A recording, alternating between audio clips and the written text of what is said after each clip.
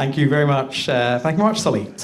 Diolch. My name's Steven Rajam, and I'm the creative director of Overcoat Media. We're an independent radio and podcast company based just down the road in the Vale of Glamorgan.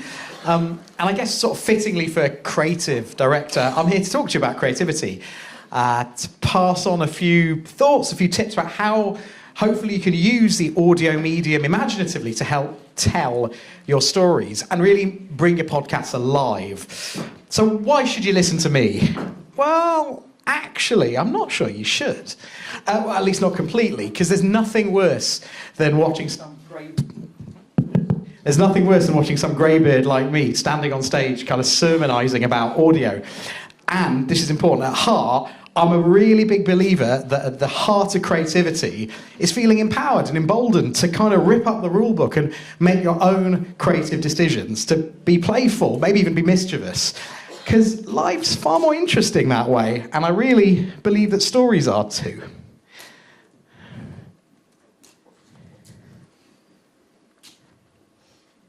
When you're making a radio programme like this, there are a few rules. Rule number 1, try to speak as clearly as possible. The quick brown fox jumped over the lazy dog, the quick brown fox jumped over the... Brown fox? Foxes aren't brown. Rule number 2, try to sound like you know what you're talking about. Novels? Yeah, I've read loads of novels. Come on, Rob, you know what a novel is. You've read novels. And rule number 3, basically make sure everything's in the right order. Right order? Why does a radio documentary, why does anything have to be in the right order?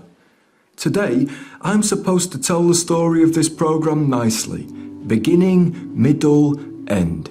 But life's not like that, is it? In the grand context of the universe, I'm a piece of dust with a heartbeat who somehow finds himself with a national insurance number. It's chaos. Total chaos.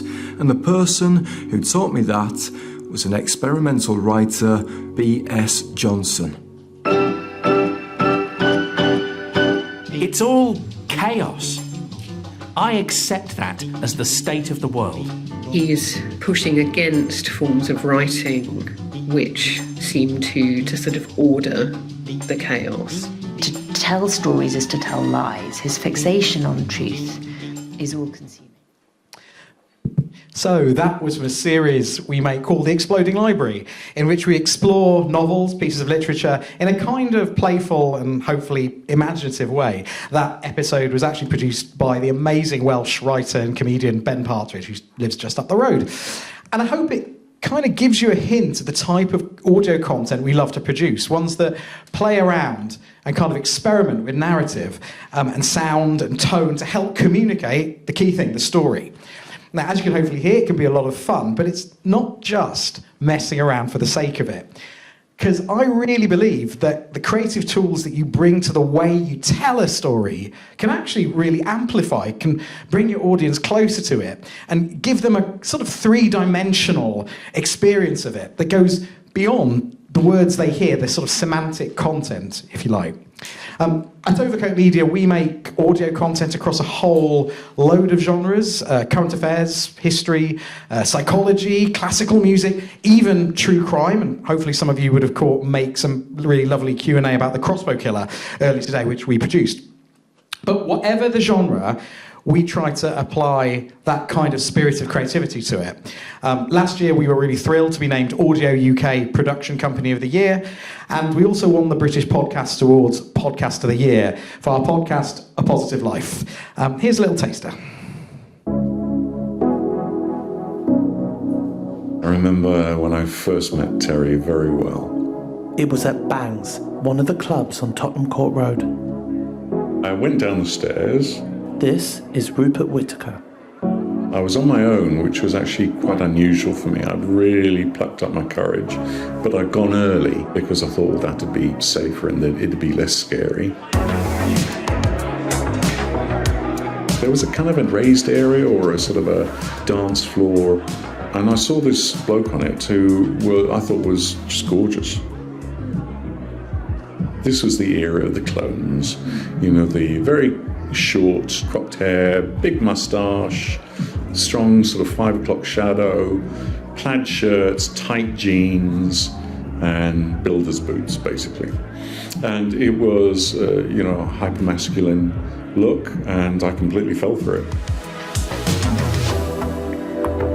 So there Terry was, and he was dancing, and he had this absolutely unique way of dancing.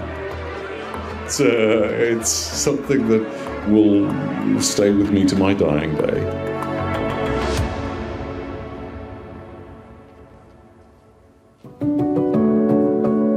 I'm Sam Smith, and this is A Positive Life. In this series, we're meeting some of the people who've been affected by HIV over the last 40 years. People who lived with it, lost people to it, survived it, are thriving with it, and people who are fighting to make sure no one is left behind or alone with it. But we're starting the series off by meeting someone who's not around to tell their own story. Terence Higgins. A Positive Life was produced by Arlie Adlington and was really about exploring 4 decades of HIV through people's experiences in the fullest possible way, with playfulness and humour and joy, as well as, of course, stories of stigma, grief and tragedy. And that really brings me on to my first idea, which is sort of slightly scarily about truth. Because I've always found there's a bit of a split in factual storytelling, especially at the BBC. The idea that on one hand you've got a kind of serious journalistic form of storytelling, like news reportage, analysis, stuff like that. And on the other, storytelling that often gets labelled with adjectives like beautiful and immersive and sound rich, highly crafted and evocative audio portraits about icebergs, or intimate personal portraits going deep into someone's psyche. I'm being a bit facetious, but there's a sort of sense that those things don't ever meet in the middle, or shouldn't meet in the middle. That once you start introducing too many creative elements to a so-called journalistic story, you're somehow kind of messing around with it. And if you forgive the language, I think that's bollocks. I really believe that being creative, or playful, or weird, or iconoclastic in the way you tell a story can actually bring your listeners closer to it, perhaps even closer to the truth, than simply the words they hear. And I think that applies whether you're making something about the war in the Ukraine or tackling homelessness, both subjects Overcoat Media have made programmes about in the last few months, as much as something that might seem more frivolous.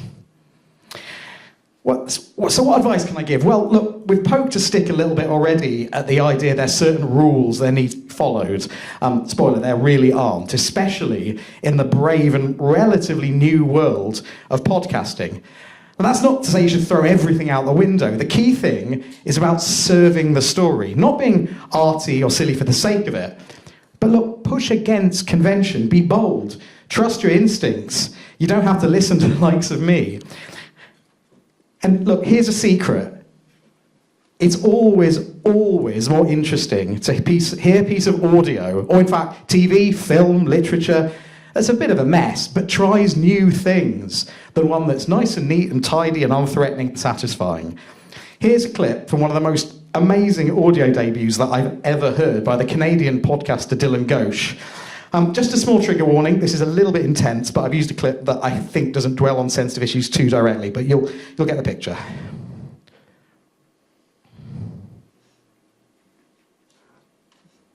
My mom worked her ass off, and my dad drank whiskey straight out of the bottle and sat at home and warbled loudly into his guitar.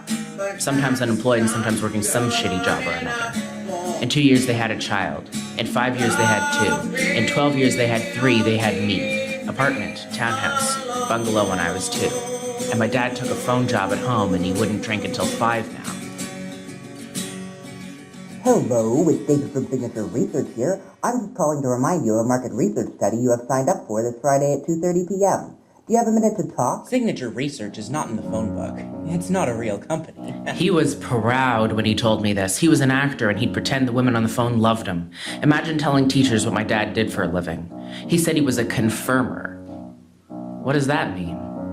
Questions from outsiders, like questions about his filthy clothes or frightening appearance, or about my childhood obsession with mature subject matter and the disturbing depth of my understanding of human sexuality from too young an age. My best friend in kindergarten, a boy that would play kill the little Lego men with me. My best friend when I was 8, a boy who watched pornography and asked me to put things down my shirt and then give them back to him. I was a girl then, if that didn't occur to you. That's another story, but my blood was taken just today and my testosterone levels are just fine, thank you, and I can grow shitty sideburns and sing baritone, so you know things change when you try, but the thing is, we don't always try. My father's voice was so loud, and he worked his 8 to 10 hours out of the kitchen until one day it burned down. But my whole childhood was... Hello, it's Big Research here. I'm calling to remind you of market research study you have signed up for this Friday. I first heard that piece, Signature Research, when it was entered in a new Programme Makers section of a competition. This is actually the first piece of audio that Dylan had ever made. And what's fascinating, I think, is that Dylan will admit that when he made it, he had no one telling him what to do. He had no idea of what the rules were meant to be. As a side note, I once also went to a European radio competition where there was a very famous old German producer, and they played his piece. But as we listened, the mix seemed really weird. It was all kind of choppy, and chunks of music just kind of stopped and started in really weird and stark ways. And I couldn't get my head around this. I went up to him afterwards and I said, you know, what's going on? Did they play it out wrong? And he just looked at me and went, I am bored of fades. In the same way, I think Dylan's piece, all the kind of nice, normal choices we make without thinking, you know, mix everything nicely and don't let the audio distort and make sure we can hear the speech properly, are chucked out of the window. And for good reason. This is the key bit. It serves the story. It takes us right into the protagonist's world and the chaos, the cynicism and the trauma of their story. Well, just a little side note here about sound and music. I've only got 20 minutes today, and that's nowhere near enough time to go into those in detail. But what I would encourage you to do is think of sound and music, whether it's library music or if you are able to use commercial tracks, as narrative, not just underscore. Because music can evoke certain emotions. We know that. That's why I hear so many drones in podcasts. But think about signifiers. Think about what the piece of music or the sound means, whether it's waves on a shore, a certain rock song, a street scene. And think about how that sound can not just support what your people are saying, but contrast with it, undermine it, be sarcastic, be earnest. Now, look, I can hear some of you thinking, oh, come on, Stephen, this is all well and good and lovely, but you can't use all these kind of shiny, weird things in a fast turnaround news story or in a branded podcast. And, you know, you're probably right, that's often true. As I've said several times, your choice is about serving the story, not being zany for the sake of it. But I do think you can be imaginative with sound, texture and tone, even when you're doing a more, for want of a better word, straight up kind of podcast. Here's a little example. It's from an episode of a Radio 4 series I made a few years back called Thought Cages. These days it'd probably be a sounds podcast. And it's about a subject that on paper is a bit uninspiring, market research. And the presenter, whilst he's really lovely and really clever, has a pretty old school demeanour, kind of BBC radio voice. We didn't have a lot of time or resources to play with either. So we could have done something much more traditional, for want of a better word. But I was really pleased with the result. This is just the opening of one of the episodes. Imagine if Picasso, before he put a brushstroke down, got in 12 people to say, now I'm going to put a blue here, what do you think of it? And everybody said, oh, I don't know about blue there. We thought a yellow is more what we'd expected to see. Thought Cages, Episode 5, The Fallacy of Market Research. All aboard. Well, actually, just hang on a sec. Have you ever wondered, as you stride purposefully towards the 837 to Maidenhead, or Merthyr, or Marseille, what it is people really value in a train station? A quick straw poll might say efficient journeys between the platforms, clear and regular tannoy announcements, and diverse and inexpensive provision of tasty grub. Well, how about Europe's longest champagne bar? Back in 2007, the PR team launching the newly refurbished St Pancras International chose to trumpet not time-saving or new routes or sleek and efficient trains. No, they talked about a 90-metre buffet of bubbly, a feature most consumers wouldn't desire or even use. Yet in terms of alchemy, it was a spectacular success. Okay, look, it's a quick video. We're at St Pancras, yeah, and just behind me is the longest champagne bar in Europe. There you go. Punch the word St Pancras Bar into YouTube and you'll find dozens of wide-eyed commuters vicariously surveying the scene as transcontinental TGVs sashay by. But if you'd appeared clipboard in hand prior to the station refit and asked commuters if a champagne bar would add value to their experience, they'd have laughed you off the platform. Rory Sutherland there, born in Monmouth. I hope that gives you a slightly more grounded example of some of the things I've been talking about. But look, I want to end by going back to that elephant in the room, the truth. And that slightly tricky word, journalism, is using too many creative tools somehow unjournalistic if you're using them on a factual story. I'm going to end with what I think is a really amazing riposte to that idea. It's by a producer called Eleanor McDowell, who works for Falling Tree Productions, and it's for a podcast they make called Lights Out. Now, Falling Tree are acclaimed for the imaginative and experimental approach they bring to storytelling. So much so, I think they're sometimes pigeonholed as kind of arty audio makers, kind of removed from the proper cut and thrust of storytelling, factual storytelling. And that's nonsense, because they're brilliant journalists as well as being incredibly imaginative. This episode's called A Sense of Quietness, and it's about a very serious and current affairs-y subject. Again, small trigger warning here. The debate about abortion rights in Ireland around the time there was a referendum to repeal a law that denied Irish women the right to termination. I wish I could play the whole thing. I can't, but it's just full of the most breathtaking and beautiful contrasts of tone and texture. Kind of somber and tragic 1 minute, full of life and realism the next. It's just so human and real and moving. Here's just a little snippet. You're going to hear the voice of an Australian woman, Brianna Perkins, who came to Ireland to take part in a competition called the Rose of Tralee, which is kind of like an old school beauty contest that happens on TV, and who decided to speak out live on television about the issue. Where are we off to next? This year's Sydney Rose is 25-year-old journalist Brianna Parkins, whose mum's family hail from Dublin's Liberty. I remember going out on stage and they make you wave to the camera like, they're the Sydney Rose, and you like do this really daggy wave to the camera. And I thought, right, now I can't. I've changed my mind. Can't do it. Not happening. Sydney Rose, Brianna Parkins. Get through the whole interview, not even thinking about it. I'm like, oh, no, I backed out. I'll wimp out and I'll do like a lame tweet about it later on. About like, oh, but actually I meant this. This is fine, I can live with myself. I'll just go home and it'll be fine. But then he asked me about the women's rights question. You're also a campaigner for women's rights, focusing on domestic violence. I am, because in Australia we just had our funding cut for domestic violence. I just remember it coming out of my mouth. I just remember taking a deep breath and being like, I'm like, we should do better in Sydney. And it's just not on, and I think we can do better. And I think we can do better here in Ireland. I think it's time to give women a say on their own reproductive rights, and I would love to see a referendum on the 8th. Time stopped. Like I just felt like the collective intake of breath. Did she just say that? You can feel your heart beating, you can hear it, and the blood rushing. I think it's time to give women a say. To me, it was deafening silence. And I would love to see a referendum on the 8th coming up soon. That'd be my dream. But when I watch the tape back, I can hear applause. So there must have been applause, but I couldn't hear it. I just turned to the host with a smile, like, yep, I've just done that, and you're going to have to now wear this. And without taking a breath. You have had a very busy time with your hair. I have. He had the smoothest transition I have ever seen from abortion to let's do a samba dance. So you are a great samba dancer.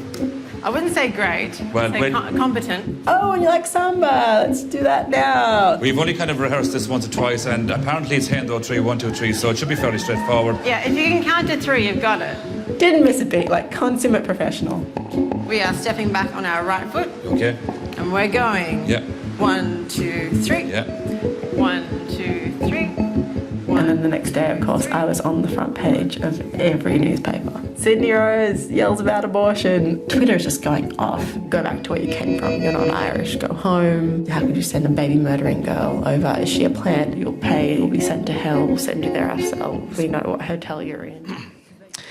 So, ending down a slightly heavy note, I mean, that programme is a masterpiece. Please go and listen to it. You just got a little idea there of the shifts, the unexpected shifts of tone that I've been talking about that serve this story, the whole 3 dimensions of this story so powerfully.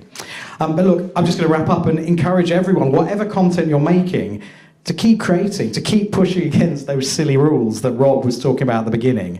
Trust your instincts and be bold, because as I say, life and audio is much more interesting that way. Thank you very much.